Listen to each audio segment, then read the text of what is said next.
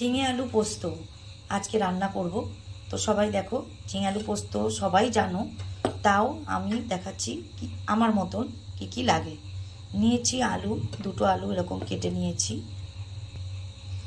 ঝিঙে, এখানে দুটো ঝিঙে আছে, কেটে রেখেছিলাম, ফ্রিজে ছিল তাই একটুখানি জল দিয়ে মানে একটু হালকা ভিজিয়ে রেখেছি, কারণ ফ্রিজে তো, তাই নিয়েছি দুটো ঝিঙে, একটা পেঁয়াজ, অনেকে পেঁয়াজ দেয় অনেকেও পেঁয়াজ দেয় না, তো একটা পেঁয়াজ কেটে নিয়েছি। আর এইটার মধ্যে হচ্ছে পোস্ত আর কাঁচা লঙ্কা একসঙ্গে বেটেছি। পোস্ত কাঁচা লঙ্কা বাটা নিয়েছি, পোস্ত আর কাঁচা লঙ্কা, অন্য কিছু দিইনি। পোস্তর মধ্যে মানে পোস্ত কাঁচা লঙ্কার মধ্যে 2 চামচ জিরে গুঁড়ো, 1 টেবিল চামচ মানে তারও কম হলুদ। অনেকে পোস্ততে হলুদ দেয় না, কিন্তু আমি দিই। আমার সাদা সব মানে তরকারি ভালো লাগে না, তাই আমি এর মধ্যে নিয়েছি পোস্ত, কাঁচা লঙ্কা বাটা আর জিরে গুঁড়ো আর হচ্ছে হলুদ গুঁড়ো। এইটা মশলাটাকে এখন একটু জল দিয়ে গুলে নেব, যখন কড়াইতে দেব তার আগে। আর লাগবে ফোড়নের জন্য কালো জিরেটা আমি আর বাটিতে ঢালিনি, এখান থেকে ঢেলে নিয়েই আমি দেব। এবার আমি পোস্তটা রান্না করব। দেখো, রান্নার জন্য আমি কড়াইতে তেল নিয়েছি, গ্যাসটাও জ্বালালাম। গ্যাসটা জ্বালাতে আমি প্রথমের দিকে ভুলে গেছিলাম, তো কড়াইতে এরকম পরিমাণ মতো সর্ষের তেল নিলাম। তেলটা গরম হয়ে গেছে, এবার আমি দিচ্ছি কালো জিরে ফোড়ন। সর্ষের তেলটা দিচ্ছি, আমি সর্ষের তেলেই রান্না করছি, যে যেরকম করতে পারো, আমি সর্ষের তেলেই করছি। পোস্তটা একটু সর্ষের তেলেই ভালো লাগে। আর এবার তেলটা গরম হয়ে গেছে, তার মধ্যে কালো জিরে ফোড়ন দিয়ে দিয়েছি। এবার আমি দেব কেটে রাখা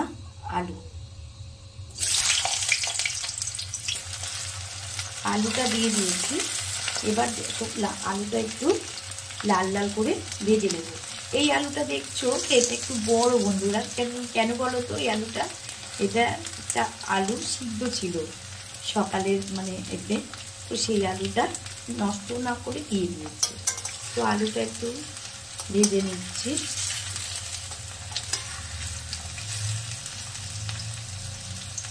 একটু লাল লাল হওয়া পর্যন্ত ভাজবো।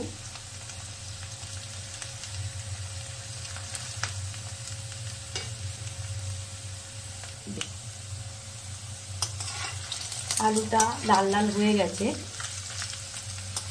দেখতে পাচ্ছ।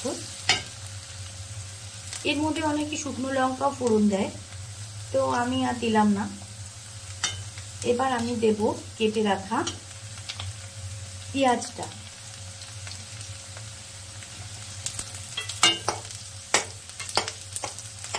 পেঁয়াজটাও একটু লাল লাল করে ভাজবো। এখন আমি নুন দিইনি, নুনটা দেবো তখন তোমাদের দেখাইনি। নুন তো দিতেই হবে, জানোই। একটু আলু লাল লাল হয়ে যাচ্ছে, তো পেঁয়াজটা ভাজছি।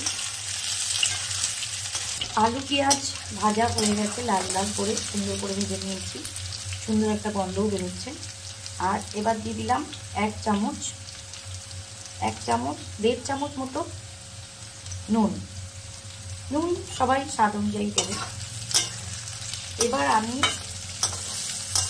নুন দিয়েছি, আর তোমাদের দেখালাম তখন এর মধ্যে আছে পোস্ত, কাঁচা লঙ্কা, হলুদ গুঁড়ো আর জিরে গুঁড়ো। অনেকেই পোস্ততে হলুদ দেয় না, মেন হচ্ছে পোস্তটা হলুদ ছাড়াই করে, কিন্তু আমি যেহেতু বললাম তোমাদের যে সাদা তরকারি যেমন চিকেন রেজালা, মোমো, আমি এগুলো না খেতে পারি না। সাদা জিনিসটা আমার কেমন যেন লাগে, তাই আমি একটু হলুদ দিই। তো এই মশলাটা এবার আমি দিয়ে দিচ্ছি।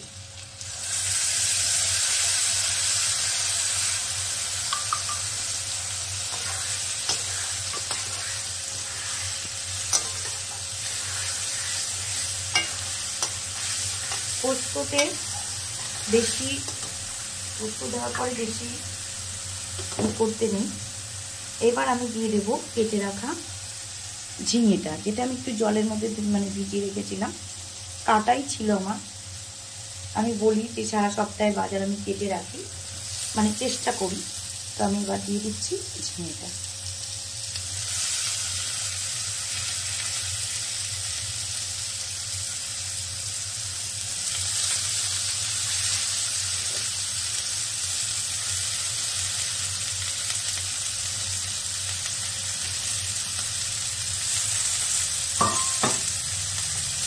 এবার একটু নিয়ে নেব। মশলাটা দেখো সুন্দর হয়ে গেছে, কালারটা দেখো কি সুন্দর। যারা সাদা খায় তারা বলবে এ মা দিদি কি রান্না করবে, আর হলুদ দিয়ে একবার তোমরা খেয়ে দেখো, এটাও সুন্দর লাগে। অনেকে টমেটো দেয়, কিন্তু আমার পোস্ততে আমি টমেটো দিই না, যে কিরকম খায়, আমি এরকম করে খাই। কাঁচা লঙ্কা বাটাটা দিয়েছি, তাই কালারটা এরকম আসছে। একটু ভালো করে ঝিঙেটা দিয়ে একটু ভালো করে কষিয়ে নিই, ঝিঙেটা নরম হয়ে যাবে।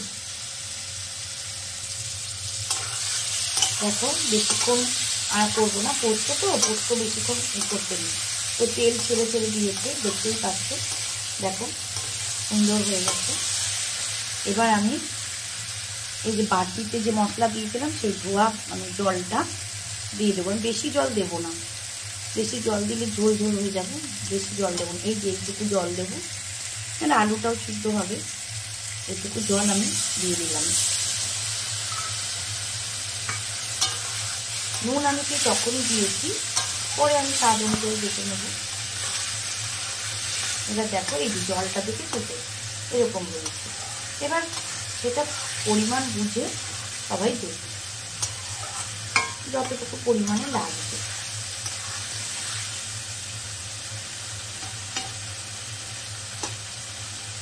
নুনটা একটু দেখতে হবে, আর নুনটা একটু দেখে নিচ্ছি।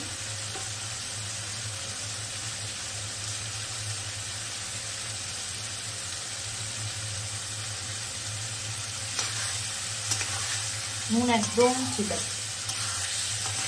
দেখো জল আমার আরেকটু লাগবে, কারণ এইরকম আমি তরকারিটা রাখবো, তা আলুটা সিদ্ধ হওয়ার জন্য তো আমার একটু জল লাগবে।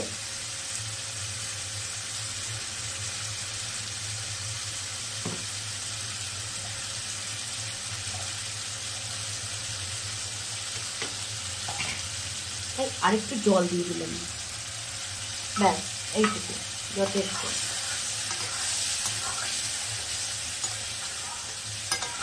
এবার আমি এটা একটা ঢাকনা দিয়ে রেখে দেবো, একটু আলুটা সিদ্ধ হওয়ার অপেক্ষা করব। ঝিঙে তো সিদ্ধ হতে বেশিক্ষণ সময় লাগে না। তো চলো আমি এটাকে চাপা দিয়ে রাখছি, রান্নার পরে তোমাদের দেখাচ্ছি পুরো লুকটা।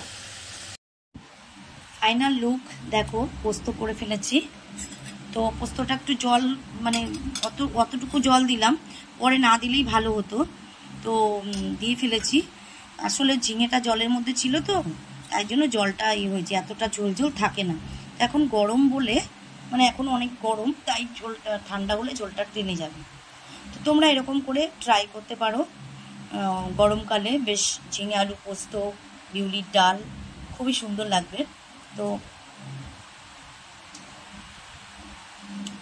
একদিন করে খেও, আর আমাকে জানিও যে আমার ঝিঙে আলু পোস্তটা কেমন হয়েছে। তোমাদের জন্য আর একদিন অন্য ভালো রেসিপি আনার চেষ্টা করব। ভালো লাগলে আমার চ্যানেলটা সাবস্ক্রাইব করো, লাইক করো, শেয়ার করো, কমেন্ট করে জানিও তোমাদের কেমন লাগছে। পাশে থেকো। ধন্যবাদ।